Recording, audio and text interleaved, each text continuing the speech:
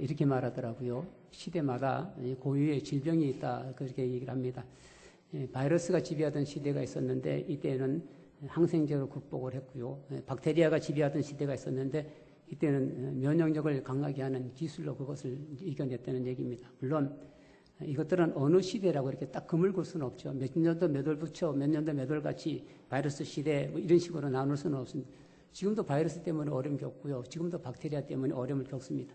다만 그것을 극복할 수 있는 인간의 노력이 있었고 그래서 그것을 어느 정도 극복했다라고 이제 그렇게 이제 이해를 하는 겁니다. 그럼 현대는 여러분 뭐가 문제일 것 같습니까?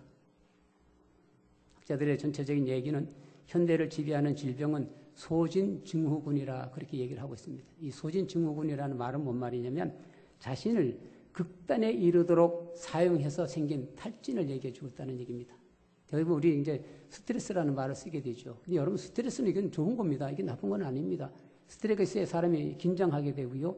앞날에서 준비하고 하는 이런 겁니다. 다만 앞에다가 스트레스라는 앞에다가 큰 대문자 D 하나 붙여서 디스트레스라고 하는 겁니다. 이거는 스트레스가 너무 커가지고 우리가 감당할 수 없는 이게 되는 건데 이런 것이 이제 계속 얻어맞으면 번아웃이라고 그러죠. 이제 탈진하게 되는 겁니다. 이걸 갖고 얘기하는 겁니다. 그러니까 대부분 질병은 이제 바이러스나 박테리아는 바깥에서부터 들어오는 건데 이 소진증후군은 주체가 외부에 있지 아니하고 자기 자신이 되는 겁니다. 내가 만든다는 겁니다. 하면 된다. 할 수 있다. 이게 여러분 우리를 그렇게 만든다는 거예요. 어떻게 하든 성공해야 된다. 이게 우리를 그렇게 만든다는 겁니다. 이것들이 우리를 잠시도 그냥 내주지 않는다는 겁니다. 잠시라도 앉아있으면 마치 시간을 낭비하는 것 같고 그래서 생존 경쟁에 뒤떨어지는 것 같은 불안감을 가지게 하는 게 바로 이거랍니다. 그래서 우리로 하여금 뭔가 하게 하는 겁니다. 계속 움직여가게 하는 겁니다. 이것이 자신을 극단으로 이끄도록 결국 탈진하게 한다는 겁니다. 그래서 이 탈진이라는 말은 키에르케고르는 여러분 그 죽음에 이르는 병을 절망이라고 그랬는데 사실은 현대에 여러분 우리 죽음으로 이끄는 하나가 뭐냐면 이게 탈진이라는 겁니다. 그래서 우리는 여러분 있는 힘을 다해서 일합니다. 바빠 죽겠다 그러면서 바쁘게 삽니다. 왜? 그렇지 않으면 실패할 것 같으니까 그래 해야만 성공할 것 같으니까 제가 우리 전도사 시절에도 그런 것을 경험해 봤는데 뭐 지금도 다를 바는 없는 것 같아요. 고3이나 학생들이 여러분 시험 기간이 되게 되면 교회를 나오지를 못합니다. 그래서 제 생각에 한번 물어봤어요. 그럼 너 그 시간에 뭐 하냐? 공부하냐? 그랬더니 또 그거는 아니래요. 근데 교회에 나와 앉아 있으면 불안하다는 거예요. 다른 애들은 이 시간에 공부하는데 나는 여기 앉아서 이 시간 그냥 보내는 것 같다는 겁니다. 이건 여러분 어른들도 마찬가지잖아요.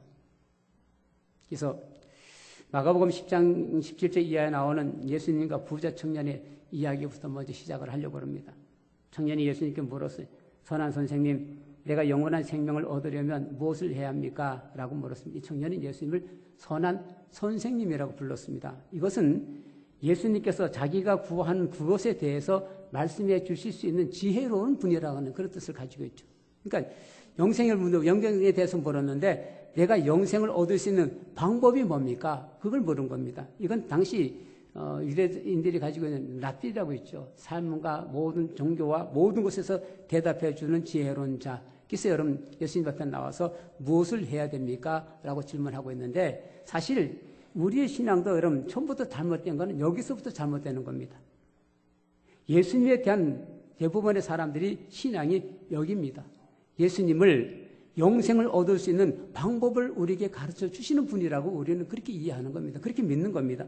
조금 더 나가게 되면 예수님은 영생을 얻기 위해서 우리가 가야 할 길 정도로 생각을 하는 거죠. 그건 마태복음 14장 6절에 예수님이 그렇게 말씀하셨어요. 내가 길이요 진리요 생명이다. 나를 거치지 않고서는 아무도 아버지께로 갈 자가 없다. 그래서 우리는 예수님이 하나님 아버지께로 가는 길 정도로 생각하게 됩니다. 그럼 어떻게 됩니까? 문제가? 그럼 그 길을 다 걸어가지고 하나님을 만나게 됩니다. 그럼 그 길은 더 이상 필요합니까? 필요치 않습니까? 필요치가 않죠. 이렇게 생각하게 되면 예수님은 단지 우리가 영생을 얻기 위한 수단밖에 되지를 않습니다. 여러분 생각은 어떻습니까? 예수님을 믿으면 하나님의 나라에 간다고 하니까 예수 믿는다고 하는 것이 하나님 나라에 가기 위한 수단으로 여겨집니까?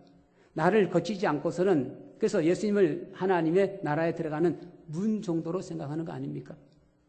사실 그렇습니다. 예수님은 하나님 나라로 가는 길입니다. 하나님 나라에 들어가는 문입니다. 그리고 그 하나님 나라에서 우리가 누구를 만납니까? 역시 예수님을 만나는 겁니다.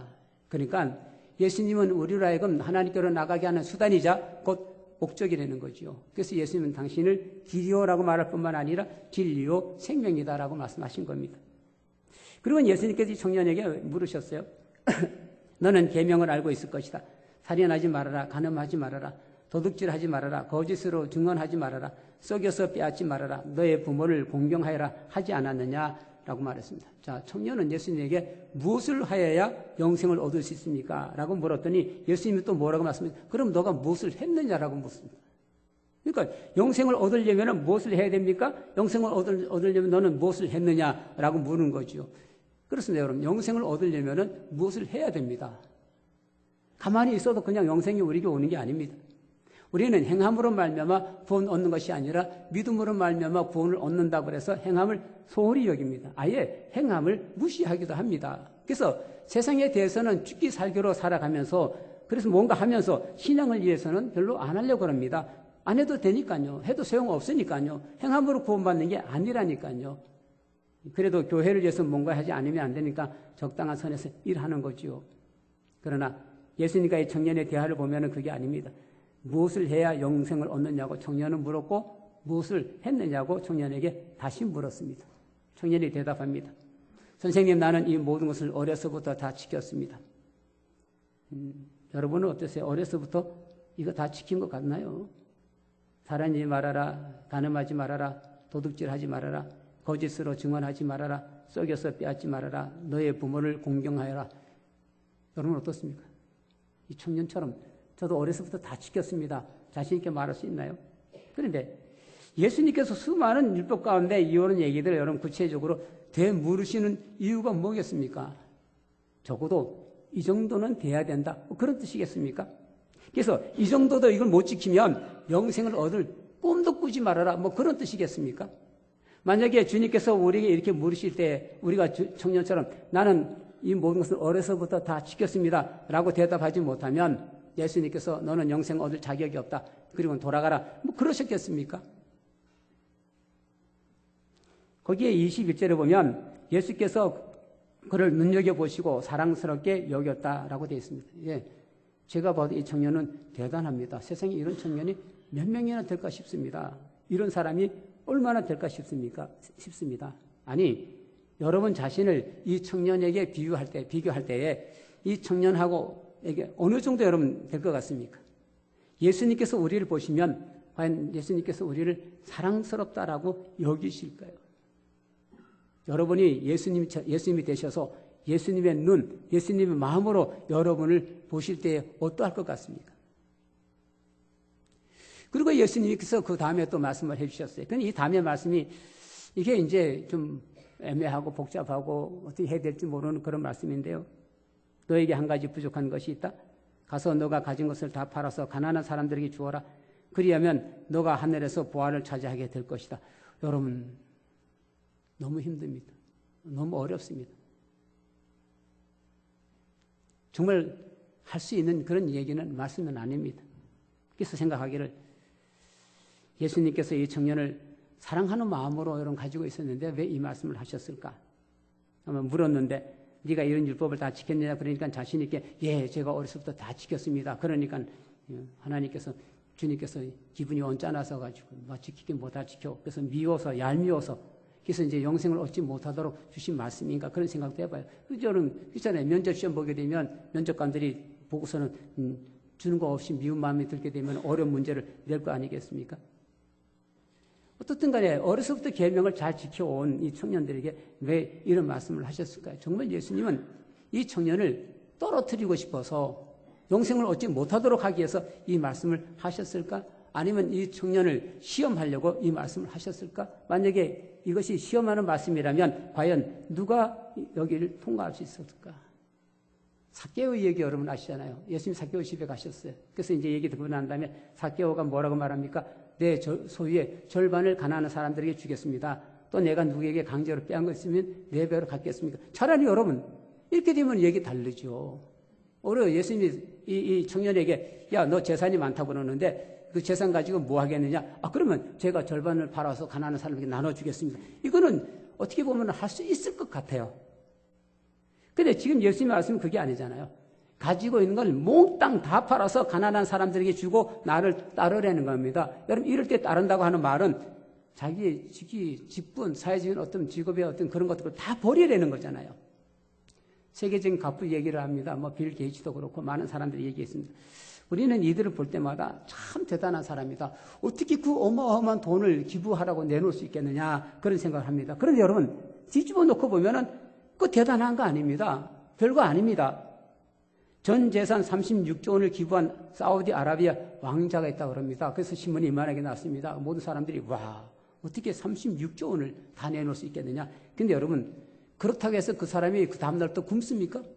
아니에요. 그 36조 다 내놔도 그는 여전히 사우디아라비아의 왕자로서 여러분 부귀영화를 누리며 삽니다.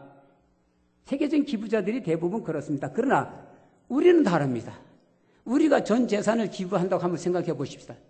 여러분, 남편이 여러분 믿음이 너무너무 좋아가지고 어느 날 가가지고 재산을 다 팔아가지고 가난한 공도 하는데 다 기부해 주고 왔습니다. 그럼 식구들은 어떻게 됩니까? 그 다음날부터 구걸하러 다닙니다. 잠자권 마련하러 다녀야 됩니다. 학교 다니던 아이들은 학교 다 관둬야 됩니다. 다 기부하고 아무것도 없으니까. 그런데 가진 것을 다 팔아서 가난한 사람들에게 주고 직장도 그만두고 예수님을 따라 나갈 수 있겠습니까? 그래서 이 청년이 물상을 짓고 근심하면서 떠나갔다라고 말합니다. 이건 정말 힘든 일이거든요. 차라리 여러분 믿음을 지키다가 죽으면 순교하는 겁니다. 죽으면 근심하고 걱정하고 갈 데도 없습니다. 그러나 여러분, 믿음을 지키기 위해서 힘들고 고생하는 건 이건 어렵습니다. 더더군다나 내 스스로 그러기 위하여 내 가진 것 다 내려놓는다고 하는 것은 이거는 정말 힘듭니다. 어쩌면 지금 만약에 예수님께서 이렇게 말씀하시면 울상 짓고 근심하기보다는 화를 내는 사람들이 더 많을 겁니다. 세상에 그런 게 어디 있냐고 말이죠. 그래서 얻는 영생이라면 나는 줘도 안 갖겠다. 그렇게 말하는 사람도 있을 겁니다. 11조도 우리가 온전히 못 내는데 재산을 팔아서 가난한 사람에게 주려니요. 더더군다나 그 청년 재산이 많았다고 되어 있잖아요. 그래서 곰곰이 생각해 보는 거예요. 도대체 영생이라고 하는 게 뭐냐? 도대체 영생이라는 것이 무엇이기에 재산을 다 팔아서 가난한 사람들에게 주고 예수님을 따라야 되는 거냐 하는 생각을 해보는 겁니다. 어느 게 더 크냐 이 말이죠. 영생이 더 크냐? 아니면은 재산이 더 크냐?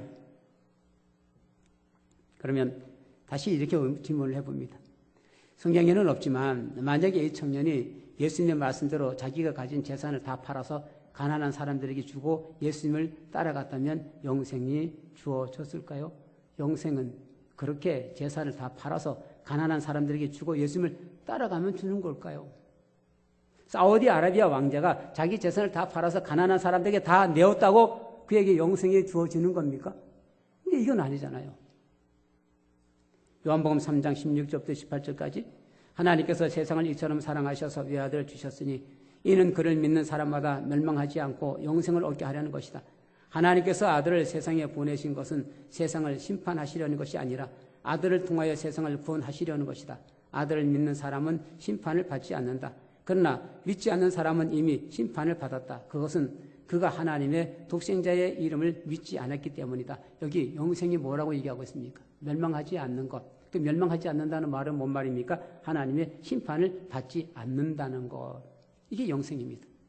그렇게 여러분 부자 청년과 예수님의 대화에서 우리는 뭘 보게 되냐면 무엇이 더 소중하느냐입니다. 영생은 어떻게 얻을 수 있느냐는 겁니다. 그러면 영생을 어떻게 얻을 수 있습니까? 예수님을 따르는 겁니다. 예수님을 믿고 예수님께 내 생명을 거는 겁니다. 그리고 예수님께서 어디를 가시든지 간에 예수님을 따라가는 겁니다. 근데 이게 어렵습니다, 여러분. 더군다나 여러분, 우리가 예수님을 따라가는 데 있어서 우리를 힘들게 하는 게 뭐냐면 우리가 가지고 있는 것들입니다. 예수님 말씀하셨어요. 먼저 하나님의 나라와 하나님의 의를 구하라. 근데 먼저 하나님의 나라와 하나님의 의를 구하는데 우리로 하여금 그걸 못하게 하고 그걸 어렵게 하는 게 뭐냐면 먹고 마시고 입는 거거든요. 그렇잖아요. 우리가 언제나 하나님의 나라와 하나님의 의를 먼저 구해야 되는데 이거 못하는 게 뭡니까? 먼저 먹어야 되니까, 먼저 입어야 되니까, 먼저 마셔야 되니까, 세상 일이 더 급하니까 이거는 염려하지 말라고 그랬는데 그럼 그게 더 급하니까 바쁘다잖아요. 세상 일이. 이건 청년도 알아챘어요. 나중에. 예수님을 따라야 한다는 것은 그래서 영생을 얻을 수 있다는 것을 그가 알아챘습니다. 그러나 그가 주님을 따라가지 못하는 겁니다. 자기가 가지고 있는 재산, 자기가 가지고 있는 지위가 그의 발목을 붙잡았기 때문에 그래서 울상짓고 근심하며 돌아갔다. 나중에 예수님이 이런 말씀을 하셨어요. 재산을 가진 사람은 하나님의 나라에 들어가기가 참 어렵다. 그 말씀을 들은 제자들이 깜짝 놀랐습니다. 그래서 예수님께서 계속 말씀하셨는데 이 사람들아 하나님의 나라에 가기는 참으로 어렵다. 부자가 하나님 나라에 들어가는 것보다 낙타가 바늘길로 지나가는 것이 더 쉽다. 여러분 그러면 누가 하나님 나라에 들어갈 수 있겠습니까? 많든 적든 재산이 없는 사람이 어디 있습니까? 근데 그것 때문에 하나님의 나라에 들어갈 수 없다면 도대체 어떤 사람이 하나님 나라에 들어갈 수 있겠습니까? 그래서 여기 나오는 이런 본문을 가지고 오해하게 되게 되면 하나님은 가난한 자의 하나님이다 라고 주장하게 되지요. 근데 여러분 아닙니다. 하나님은 모든 사람의 하나님입니다. 어떤 특정한 부류의 사람만이 하나님이 아닙니다. 노동자의 하나님, 농민의 하나님, 가난한 자의 하나님 맞습니다. 다 맞습니다. 그러나 그들만이 하나님이라고 주장하면 안 되는 겁니다. 하나님은 유대인의 하나님이시도 불구하고 그리스 사람, 이방 사람들의 하나님이기도 합니다. 하나님은 재산 없는 사람들의 하나님이시지만 동시에 재산을 가진 사람의 하나님이기도 합니다. 빌립이 여러분 에디오피아 내시 저 성경에 보니까 그 사람은 에디오피아 그 여왕이 가지고 있는 그 모든 재물을 담당하는 재무장관이라고 되어 있는데 여러분 그 정도 된 사람에게도 복음 전했어요. 바울이 복음 전할 때도 많은 가난한 사람, 배우지 못한 사람들이 예수 믿고 영접했지만 많은 고관들과 부자들과 귀부인들도 예수 믿었다고 되어 있습니다. 중요한 것은 여러분 재산을 팔아서 가난한 사람들에게 주느냐 마느냐가 아닙니다. 예수님을 따르냐 마느냐 하는 겁니다. 왜냐하면 우리가 영생을 얻느냐 마느냐 하는 이것은 하나님께서 하시는 일입니다. 우리가 무엇을 했느냐에 따라서 있어지는 게 아닙니다. 제자들이 예수님의 말씀을 듣고 어려워합니다. 어렵잖아요. 정말 어렵습니다. 그래서 서로 말합니다. 그렇다면 누가 구원을 받을 수 있겠는가? 재산을 다 팔아서 가난한 사람들에게 주고 나를 따라오너라. 그러면 뭐 하늘에 보화가 있다 그러긴 합니다만 그게 결국은 영생을 주는 건데 여러분 그렇게 한다고 할 것 같으면 정말 어렵죠. 못하죠. 그래서 예수님께서 말씀하셨어요. 사람에게는 불가능하나 하나님께는 그렇지 않다. 하나님께서는 모든 일이 가능하시기 때문이다. 하나님은 낙타가 바늘길로 통과시킬 수도 있다. 그런 얘기 아니겠어요? 그랬습니다. 모든 사람들이 그렇게 삽니다. 열심히 하면 성공한다고 삽니다. 그래서 자녀들에게도 열심히 하라고 그렇게 말합니다. 뭘 어떻게 열심히 해야 되는지 왜 열심히 하는지는 설명 없습니다. 그래서 열심히 하라는 겁니다. 그래서 저도 애들 키우면서 그랬어요. 학교 갔다 오면은 야 들어가서 공부해. 그러면 들어가서 한 5분이나 10분 있으면 나옵니다. 그래서 나중에 도대체 이게 왜 그러나 하고 들여다봤습니다. 그때는 가보니까 제가 펴보니까 그렇더라고요. 수학책을 폈는데 여러분 하나도 모르겠는 거예요. 한 문제도 풀 수가 없어요. 저는. 그러니까 여러분 그거 5분 가는 것도 많이 간 거죠. 풀 재간이 없는데 그거 붙잡고 앉으면 무슨 소용이 있어요. 나와야죠. 중요한 것은 뭐냐면 방향이라는 겁니다. 무엇을 하느냐 어떻게 하느냐도 중요하지만 왜 하느냐라고 하는 것이 이게 사실은 중요한 거거든요. 그 왜 하느냐에 따라서 여러분 열심히 해도 되고 덜 해도 되고 그렇습니다. 왜 하느냐에 따라서 영어 잘해도 되고 영어 못해도 되고 그러는 겁니다. 이걸 결정하는 게 여러분 지혜라는 겁니다. 청년은 세상의 지혜로 열심히 살았어요. 성공했어요. 부자가 됐고 관원이 됐어요. 그런데도 그는 한 가지 부족한 것을 알았어요. 그게 뭐냐면 영생입니다. 그래서 예수님 찾아온 거예요. 열심히 해서 부자가 되고 열심히 해서 사회적으로 성공한 관원이 되고 그래서 이제 열심히 하면 영생도 얻을 거라고 생각을 한 겁니다. 근데 예수님께서 어려운 문제를 하나 낸 겁니다. 너 가지고 있는 재산을 다 팔아서 가난한 사람들에게 주고 나를 따라오너라. 이건 어려운 문제를 하나 줬어요. 이건 뭘 요구하는 거냐면 순종을 요구하는 겁니다. 재산을 팔아서 가난한 사람들에게 준다고 해서 영생을 얻는 게 아니잖아요. 근데 예수님이 왜 이 말씀을 하셨느냐면 예수님의 말씀에 대한 순종이에요. 예수님의 말씀에 대한 순종이 결국은 뭘 얻게 하냐면 영생을 얻게 하는 겁니다. 창세기 22장에 아브라함이 아들 이삭을 번제로 드리는 얘기인데 결코 쉬운 일이 아닙니다. 저도 옛날에는 여러분 그렇게 외쳤습니다. 여러분 우리도 아브라함과 같은 믿음을 가집시다. 정말 그 사랑하는 아들을 하나님께 번제로 바칠 만한 그런 믿음을 가집시다. 근데 아들을 낳고 키워보니까 이게 아니더라고요. 이건 아니더라고요. 차라리 내가 죽으면 죽었지 그건 못하겠더라고요. 아마 하나님께서 지금 말씀하시면 전 그거 못하겠습니다. 그럴 수밖에 없을 것 같아요. 번제가 뭡니까 여러분? 짐승을 죽여서 산산조각 각을 떠가지고 장작불에서 태워가지고 그렇게 하나님께 드리는 거잖아요. 그거 여러분 하겠어요? 근데 성경은 아브라함이 그 말씀대로 했다라고 기록하고 있습니다. 그래서 아브라함의 믿음이 인정받았습니다. 아브라함이 하나님을 경외하는 것을 하나님으로부터 인정받았습니다. 우리 이거 어렵거든요. 우리 지혜, 우리 능력으로는 여러분 예수님 말씀을 따라서 행할 수가 없거든요. 그래서 오늘 우리가 읽은 본문은 이렇게 말합니다. 여러분 가운데 지혜 있고 이해력 있는 사람은 누구입니까? 세 번역으로 제가 읽어드리는 건데, 그러한 사람은 착한 행동을 하여 그 행실을 나타내 보이십시오. 그 일은 지혜에서 오는 온유함으로 행하는 것이어야 합니다. 이게 이제 보통 지혜라는 말을 우리는 자족, 내가 해가지고 불러드리는 어떤 지식 또는 일반적인 의미에서 어디 삶에 대한 어떤 경험 이런 것들을 가지고 이제 지혜라고 얘기를 하게 됐죠. 그러나 여기서는 완숙한 판단을 얘기해 주었습니다. 그래서 우리가 좋은 품행으로 우리의 믿음을 나타내고 보여주고 하는 증거하는 여기에 존재가 뭐냐냐 하면 이게 지혜라는 겁니다. 그래서 야고보서는 뭔 얘기냐면 이런 지혜로 우리가 뭔가 행함으로 말미암아 우리의 믿음을 나타내고 우리의 믿음을 보여주어야 된다라고 강조하는 거지. 그게 뭐냐면 행함이라는 겁니다. 그래서 행함이 없는 믿음은 죽은 믿음이라고 그렇게 얘기를 하는 겁니다. 그래서 그렇게 행할 수 있는 믿음이 되려면 이 지혜를 가져야 된다, 그런 얘기인데요. 여기 지혜에 대해 두 가지 얘기를 했습니다. 하나는 땅에 속하고 육신에 속하고 악마에게 속한 지혜가 있습니다. 이건 시기심과 경쟁심에서 나오는 지혜입니다. 그렇기 때문에 혼란과 온갖 악한 행위가 거기에 따르게 되어 있습니다. 또 하나는 위에서 오는 지혜입니다. 그것은 우선 순결하게 합니다. 그리고 평화롭게 친절하고 온순하고 자비와 선한 열매가 풍성하고 편견과 이선이 없습니다. 그리고 정의의 열매가 있는데 이 열매는 평화를 이루는 사람들이 평화를 위하여 그 씨를 뿌려서 거둬들이는 열매입니다. 그래서 갈라디아서 5장 16절에 보면 이렇게 말씀합니다. 여러분은 성령께서 인도해 주시는 대로 살아가십시오. 그러면 육체의 욕망을 채우려 하지 않을 것입니다. 그리고 19절 23절에 두 결과를 얘기합니다. 육체의 행실로서 드러나는 열매 이야기가 있죠. 음행과 더러움과 방탕과 우상숭배와 마술과 온수 매짐과 다툼과 시기와 분냄과 분쟁과 분열과 파당과 질투와 술취함과 흥청망청 먹고 마시는 노름과 그와 같은 것들입니다. 이런 짓을 하는 사람은 하나님 나라를 상속받지 못합니다. 그러나 성령의 열매가 있습니다. 사랑과 기쁨과 평화와 인내와 친절과 선함과 신실함과 온유와 절제입니다. 이런 것들을 막을 법이 없습니다. 다시 말하면 이런 것들을 못하게 하는 법은 있을 수가 없다, 그 말입니다. 그런데 세상의 지혜는 여러분 우리가 노력해서 얻을 수 있습니다. 삶의 경험을 가지게 되면 얻을 수 있습니다. 땅에 속하고 육신에 속한 지혜는 누구나가 다 가지고 있습니다. 어린아이들도 가지고 있습니다. 어린아이들도 여러분 조그만 개, 강아지 같은 게 오게 되면 달려가가지고 막 끌어안고 뒹굽니다. 근데 개가 조금 크고 좀 무서우면 가까이 안 갑니다. 얘네들도 다 압니다. 가도 되고 안 가도 되는 거. 이게 여러분 지혜잖아요. 가르쳐 주지는 않았지만 다 가지고 있는 기본적인 지혜잖아요.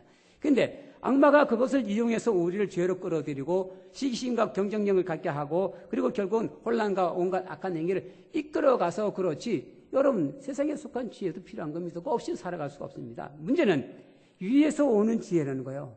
이 지혜가 있어야 여러분 우리가 순결하고요. 이 지혜가 있어야 평화롭고 친절하고 온순하고 자비와 선한 열매가 풍성하고 편견과 이선이 없고요. 정의의 열매를 맺을 수 있습니다. 그런데 이 지혜를 어디서 얻을 거냔 말이죠. 위에서 오는 지혜를 여러분 어디서 얻을 수 있겠습니까? 공부하면 됩니까? 돈 주고 사올 수 있습니까? 열심히 한다고 얻어질 수 있습니까? 이 지혜는 세상의 지혜가 아니라 위로부터 내려오는 지혜입니다. 어디서 얻을 겁니까? 그래서 야고보서는 1장 5절에 이렇게 말합니다.